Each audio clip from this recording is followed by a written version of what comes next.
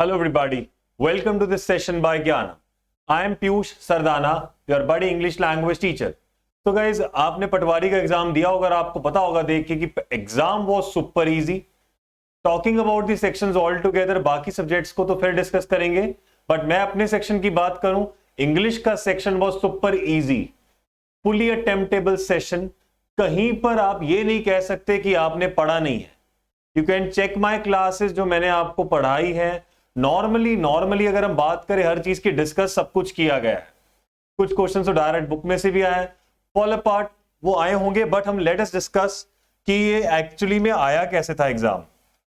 सबसे पहला क्वेश्चन था all that glitters dash not gold. पहली बात जो मैं आपसे करना चाहता हूं वो है decoding the English language. We know that यहां पर स्टार्ट ऑल से हुआ है. All can be singular entity, और यहां पर ऑल के साथ क्या लगा है, ग्लिटर्स लगा है.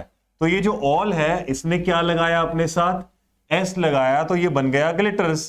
तो ग्लिटर्स का एग्जैक्ट मतलब क्या हुआ, कहता सिंगुलर है, मतलब ऑल आपका सिंगुलर भी हो सकता है, प्लूरल भी हो सकता है, लेकिन सेंस यहां पर सिंगुलर की आ रही है जस्ट बिकॉज इसके साथ एस लगा हुआ है.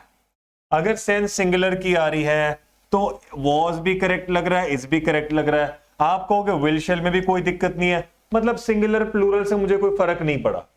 हाँ, पर मैं ग्लिटर्स की बात करूं, ये टेंस ऑलरेडी मेरा किस में है, प्रेजेंट में है. अगर टेंस यहां प्रेजेंट में है तो आगे पास्ट का तो सवाल ही नहीं पैदा होता, तो पास्ट का ऑप्शन कट गया. अब रह गए मेरे पास दो ये मॉडल्स, विल और शेल. अगर आप चाहते हैं ऑल दैट ग्लिटर्स वो गोल्ड नहीं होगा, तो आप चाहें तो शेल लगाएं या विल लगाएं. आपने नॉट भी लगाया लेकिन साथ में बी लगा दीजिए. विल और शेल कभी भी अगर किसी एडजेक्टिव को लेकर आते हैं या स्टेट ऑफ बीइंग को लेकर आते हैं, विदाउट बी नहीं आएंगे. जैसे he will be ill, he must be, nobody will say he must ill, he must या he can ill. No, he can be ill, वो बीमार हो सकता है. तो पॉइंट क्या हो रहा है, हम एलिमिनेशन मेथड लगाकर ऑप्शंस को एक्सक्लूड कर रहे हैं. Was, is, will, shall. Shall और विल दोनों आ जाए तो दोनों के साथ क्या लग जाएगा, बी लगेगा, तब जाकर सेंटेंस पूरा. तो ये तो दौड़ से बाहर हो गए. वॉज की बात करें तो प्रेजेंट और पास्ट का कोई मेल नहीं है, तो आपके पास जो ऑप्शन बचता है और जो करेक्ट आंसर है वो होना चाहिए ऑप्शन बी, यानी कि is. All that glitters is not gold. The first one comes out to be way too clear. Moving on to the next question. एक बार चेक करते हैं अगले वाले में आपके पास क्या अवेलेबल है. तो डायरेक्टली आपको अगले वाला बताता हूं. वो कहते हैं if she wins the match, she के साथ विन्स लगा है, ये हो गया हमारा प्रेजेंट इंडेफिनिट. कहता अगर वो मैच जीत जाती है, I am repeating that thing, अगर वो मैच जीत जाती है तो उसको पैसा मिलता है या मिलेगा. सर अगर लगाया, अगर is more often called something which gives you a condition, कि कंडीशन मैंने लगाकर दी है कि अगर तो मैच जीती तो ये कंडीशन वैलिड है, नहीं तो नहीं वैलिड है. तो कंडीशन क्या आई, अगर वो मैच जीत जाती है उसको बहुत पैसा मिलेगा. पहली बात तो मैंने विल लगाया, वॉज मिला था तो मतलब ही नहीं, ठीक है. अच्छा ये वाला जमा ही गलत, शुड मतलब मिलना चाहिए, तो ये गलत हो गया. शी इज तो सेंस नहीं बनाएगा, बचता क्या है, विल, जस्ट बिकॉज ये सेंटेंस कहां जा रहा है, फ्यूचर टेंस में.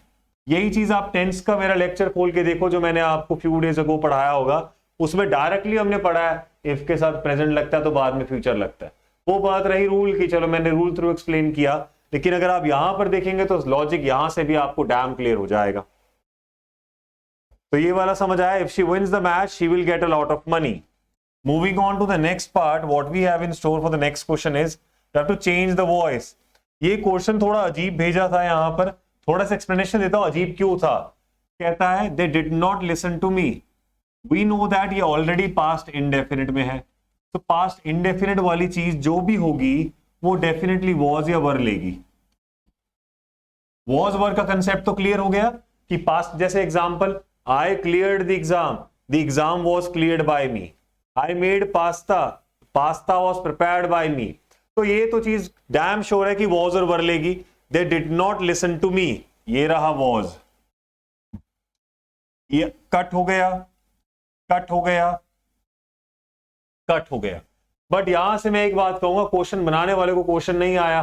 वो रीजन क्या है, कहता आपने पास दिया वो आपका आंसर आ गया, बट अगर इसको एग्जैक्टली मैं कन्वर्ट करूं तो देखो मी का बना आई, दे का बना देम, साथ में लगा बाय, नॉट को नॉट लगाया, वर्ब का थर्ड फॉर्म मैंने लगाया और ये लगाया वॉज। टू कहां गया? I was not listen to by them होना चाहिए, बट जस्ट बिकॉज यहाँ ऑप्शन ही नहीं है तो ऐसा कोई सवाल पैदा उठता नहीं है कि हाँ भाई मेरे को ये करना चाहिए था। बट लॉजिकली सब्जेक्टिव एग्जाम की बात करें तो ये बनता है। But yes, answer to this question lies in option number B. ये भी डायरेक्टली आपको मिल रहा है। जो ऊपर वाला था वो भी आप कर चुके हैं, इसमें हमने ऑप्शन नंबर डी किया था, she will get a lot of money वाला। Moving on further with what we have in store is a narration का क्वेश्चन। इन नरेशन के क्वेश्चन को ध्यान से देखते हैं। अब देखते हैं नरेशन में ये कहता है, एक सर्टेन एस्पेक्ट की बात करें। Radha said I am going home now. Radha said, said देख रहे हैं पास्ट में है, सेड सेड सेड और सेड, सेड के साथ दैट तो चाहिए चाहिए, और यहां पर शी भी लगा हुआ है। मैंने चारों ऑप्शन को साइमल्टेनियसली पढ़ लिया, चारों में शी तक तो कोई एरर नहीं है। अब ये इज एम आर है, इज एम आर किस में जाएगा? इज एम आर का मतलब हो गया प्रेजेंट टेंस, तो प्रेजेंट वाली चीज किस में जाएगी? प्रेजेंट वाली चीज ऑफ कोर्स पास्ट में जाएगी। तो ये चीज तो क्लियर है कि ये चीज पास्ट में जाएगी। तो एम का क्या बन जाएगा? इज नहीं, वॉज वॉज, ऐसे बना। अब पॉइंट क्या हुआ? Radha said that she is going home. कहता यार इज एम आर का इज थोड़ी ना रहेगा, ये मैंने काट दिया, बचता वॉज है। इज एम आर का विल भी क्यों बनेगा? क्योंकि विल का बेचारे खुद का वुड बनता है। तो ये दो ऑप्शन तो इमीडिएटली कट गए, ना तो पास्ट फ्यूचर में जाता है, ना तो प्रेजेंट फ्यूचर में जाता है, ना प्रेजेंट प्रेजेंट में रहता है, क्योंकि बाहर पड़ा है सेड। अगर बाहर सेड पड़ा है तो मुझे अंदर पूरा का पूरा किस में चाहिए? पास्ट में। अब ये रहे दोनों पास्ट। थ्योरी वही लगाने लगा हूं। कौन सी थ्योरी? जो मैंने बोला था साइमल्टेनियसली इकट्ठे पढ़ने की। देखो, राधा सेड इकट्ठे, that she was going going, home then या नाउ। सर बात तो यहां पे नाउ की हो रही है, लेकिन नाउ का मतलब एग्जैक्टली हिंदी में क्या होता है? अब। तो भाई ये जब पास्ट में जाएगा तो क्या बन जाएगा? तो तब। तो तब का एग्जैक्ट मोटिव कौन सा हो जाएगा? सी। तो ये हो गया हमारा आंसर। ये पॉइंट समझ आया सबको? बड़ा इजी पॉइंट है ये।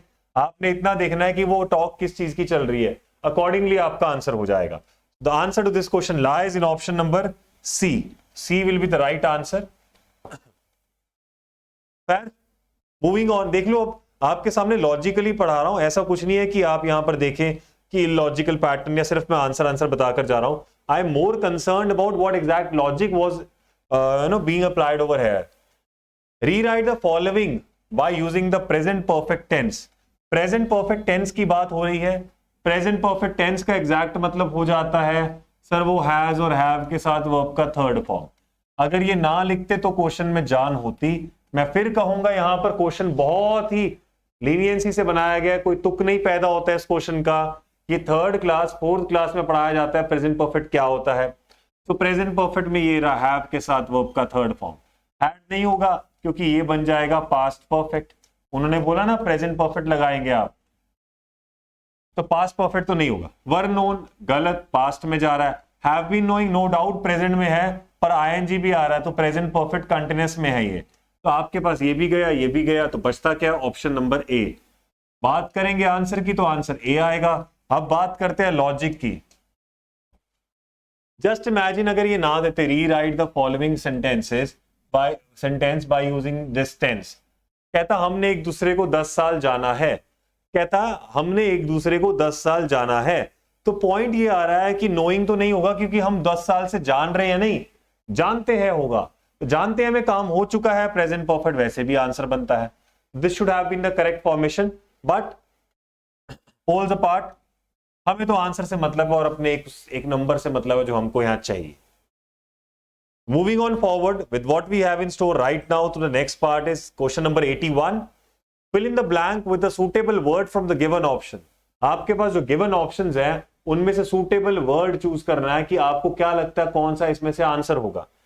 Can you dash this stick? क्या आप इस स्टिक को डैश कर सकते हैं? इतना पता है, जैसे जैसे ये पता है कैन से स्टार्ट हुआ है, कैन हो या कुछ भी हो, है तो वो क्या? मॉडल। अगर ये चीज एक मॉडल से स्टार्ट हुई है, एवरीबडी नोज मॉडल के साथ वर्ब का फर्स्ट फॉर्म आएगा। एवरीबडी नोज बोल के आप टाल नहीं सकते बात को, आपके दिमाग में ये चल रहा होगा। तो कुछ बताता हूं, आई can teach you well. Sentence पढ़ेंगे तो देखकर पता लग जाएगा, मैं आपको अच्छे से पढ़ा सकता हूं। आई ये हुआ, ये रहा हमारा कैन, ये रही वर्ब की फर्स्ट फॉर्म। तो हर मॉडल के साथ वर्ब की फर्स्ट फॉर्म लगाई तो कहता आई कैन टीच यू, ये वर्ब की फर्स्ट फॉर्म लगेगी। Break, break, bloke, bleak. अब देखो, ब्लोक ब्रोक की बात करें और ब्लीक की बात करें, कहता वर्ब की फर्स्ट फॉर्म बोला है, ब्रोक तो सेकंड फॉर्म है, इसको तो मैंने काट दी। ब्लीक एक एडजेक्टिव का काम कर रहा है, बड़ी ब्लीक सी लाइट आ रही है, तो डायरेक्टली वैसे भी नहीं होगा। एक आया ब्रेक, एक आया ब्रेक। ये ब्रेक कौन सा है? नाउन वाला, जिसके अंदर ब्रेक अप्लाई करो, गाड़ी का ब्रेक, किसी और चीज व्हीकल का ब्रेक, तो ये ब्रेक्स हो जाएंगी, तो ये नहीं होगा। बचता आपके पास ये वर्ब है, it's called breaking. This one comes to be like elementary level का क्वेश्चन है, बहुत ही सिंपल क्वेश्चन था, तो ये वाला भी आपको क्लियर हो गया। Next one is apple of one's eye. Apple of one's eye, apple of one's eye का मतलब क्या होता है? बहुत प्यारी चीज। तो इसका एंटोनिम हो जाएगा चीप थिंग। ऑपोजिट निकालना तो बात करें, पर वो बोल रहा है इसका मीनिंग बताइए, तो ये तो नहीं होगा। Fruit, Apple of one I, Apple fruit है? नहीं, इसकी बात नहीं हो रही। एप्पल ऑफ वन आई का मतलब होता है आंखों का तारा। आपके लिए शायद लिख भी देते हैं यहां पर, आंखों का तारा। आई फ्लू तो ऑफ कोर्स नहीं है, आई को देखकर लगाया है। मोस्ट वैल्यूएबल थिंग, काफी प्यारी, मन को भा जाए, बहुत वैल्यूड चीज है ये। ग्रैंड पेरेंट्स के लिए, जैसे ग्रैंड चिल्ड्रन होते हैं ना बड़े वैल्यूड से, दादा दादी के लिए, नाना नानी के लिए, वो है। चारों ऑल्टरनेटिव से आपको बताना है कि इनमें से कौन सा ऑपोजिट है। ऑपोजिट की बात कर रहा है। डीप का मतलब क्या होता है? Something which is very deep, मतलब बहुत गहरा है ना, काफी गहरा है। हॉलो क्या होता है? हॉलो भी चलो जचता होगा, लेकिन मैं ये कहूंगा हॉलो का मतलब तो खाली होता है। अगर मैं बोलूं सॉलिड, फिल्ड, उसका ऑपोजिट हॉलो हो, खोखला, then it would have made sense. Profound तो ग्रेट हो जाएगा ना, प्रोफाउंड हेल्थ के साथ वो आगे बढ़ रहा है। Profound is something which is very great, उन्होंने ऑपोजिट बोला है। शैलो, शैलो का मतलब होता है बहुत कम डिस्टेंस है टॉप और बॉटम में, मतलब I can say little distance between the top and bottom of a surface, between top and bottom of a surface. अभी लिटिल डिफरेंस का क्या लॉजिक है? वो कहता है जो छत है और जो फ्लोर है में डिफरेंस बड़ा कम है। I can even say that lake is, जो 42 में लेक है चंडीगढ़ में, the new lake in sector 42 Chandigarh is shallow. Shallow मतलब गहरी नहीं है, इज नॉट दैट डीप। तो डीप का ऑपोजिट हो जाएगा शैलो। बहुत सिंपल कंसेप्ट आया, और कंसेप्चुअली आप इसको अप्लाई भी कर सकते हैं, डायरेक्टली मिल भी रहा है। मूविंग ऑन फर्दर, अगला चलते हैं। Let me just erase this part. Out of the given alternatives, choose a word which is same in the meaning to the given word. Vacant, vacant का मतलब क्या होता है? अभी सेम बताना है। Vacant का मतलब तो सर होता है खाली, उसका ऑपोजिट बताएंगे फुल। Vacant का ऑपोजिट होगा फुल, लेकिन उसने बोला है सेम इन द मीनिंग। जल्दबाजी में क्वेश्चन नहीं भरने। I got some of the student जो कह रहे हैं कि सर पेपर आसान था, जल्दबाजी में गड़बड़ कर दी। तो देखिए, खाली, खाली का ऑपोजिट फुल, हाँ हो सकता है ऑपोजिट, लेकिन हमें सेम बताना है, तो इसको काट रहा हूं मैं। वेकेशन तो घूमने का हो गया, हॉलिडे तो उसका वीकेंड के साथ कोई लेना देना नहीं है। डेकोरेटिव भी एक तरह से सजाया हुआ हो गया, खाली का ऑपोजिट सजाया हुआ नहीं, और खाली का सेम मीनिंग भी सजाया हुआ नहीं है। तो ये दोनों तो ना ऑपोजिट में आ रहे हैं एंटोनिम में, ना सिनोनिम में। मैं आपको गेम सारी सिखा रहा हूं। सिनोनिम पूछा गया, वीकेंड का मतलब खाली, ये तो सेम आ गया सर सिनोनिम। तो आंसर हमारा डी हो गया, बिकॉज ने पूछा ही क्या है, सिनोनिम पूछा है।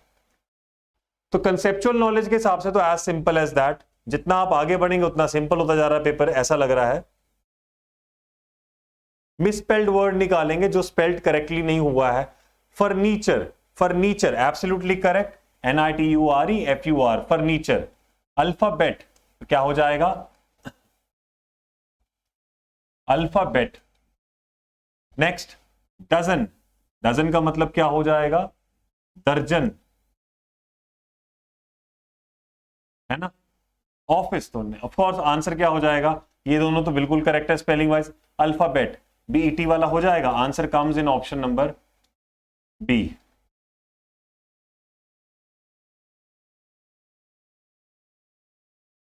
One word substitution for the following, a list of name of books, a list of name of books, books के नेम को लाइब्रेरी में भी देखा होगा, अगर आपने पटवारी की प्रिपरेशन लाइब्रेरी में बैठ के करी है तो आपको पता होगा, सेल्फ स्टडी वालों को, अगर हमको कोई बुक चाहिए अब तो कंप्यूटर में टाइप करके देखते हैं और पता लग जाता है, तो वो जो लिस्ट होती है कि कौन सी बुक्स अवेलेबल है राइट नाउ, उसको बोला जाता है कैटलॉग। इंडेक्स तो पता है चैप्टर्स के लिस्ट को बोला जाता है। कंटेंट लिस्ट तो वैसे सेंस नहीं बनाएगा। Itinerary is something which is propose to you as per day wise आप क्या करेंगे, more like a time table kind of a thing. The answer to this lies in option number C. This one comes out to be clear. Next question आया, which of the following is correct. ये तो भाई बहुत बार class में discuss हुआ है। Cattle होता है चरने वाले जानवर, कैटल का कभी कैटल्स नहीं होता है, वो सिर्फ कैटल रहता है। तो इसमें से कैटल क्या है? No, yes, no, no. अब आगे देखिए, कैटल प्लूरल है तभी तो दीज लगा है और आगे आर भी इसीलिए लगा है। तो इस क्वेश्चन का आंसर हो जाएगा option number B, as simple as.